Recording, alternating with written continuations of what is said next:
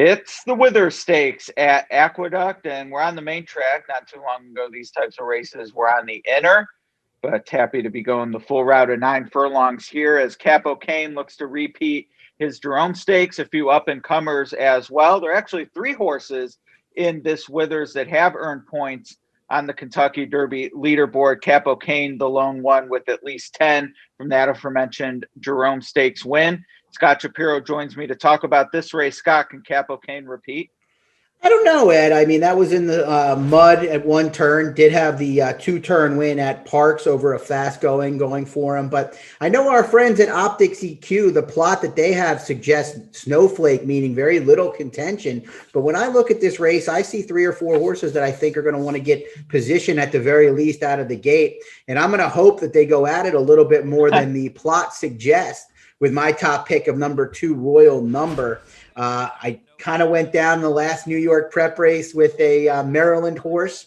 Well, I'm calling back to the well with a Maryland bred that I think the price will be right on, because I've just really liked visually what I've seen in the last 3 races, especially that last race on January 9th when this Son of Palace Malice relaxed early, Ed, and really poured it on late in a favorable race shape. The last 2 before that, not as favorable, especially that December 13th effort. Where did you go?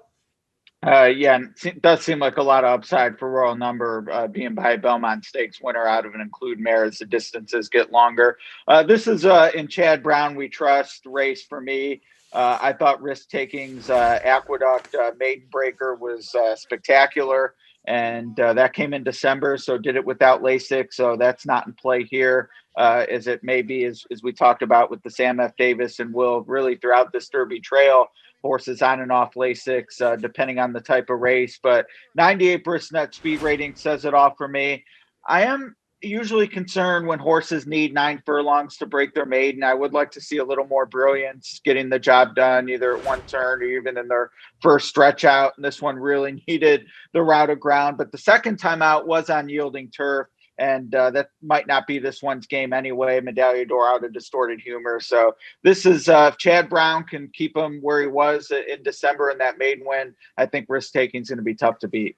Yeah, I often think some of the performance ratings, speed figures, Brisnet in this case of 98, can be a little embellished when we get to 1.125 and further races. It's just they've managed this horse weird if they truly think he's a Derby horse. 6 furlongs on the dirt, doesn't bother me. Then they move to the turf, then 1.125. It seems like they're almost, the last couple, not suggesting that this horse doesn't have a ton of speed, which is not ideal. You mentioned the 9 furlongs to break the maiden at Concern. It was an okay bunch. Maybe the addition of blinkers woke him up, but it was a perfect voyage that day. I think he's going to need to take a step forward, even if the numbers don't suggest so.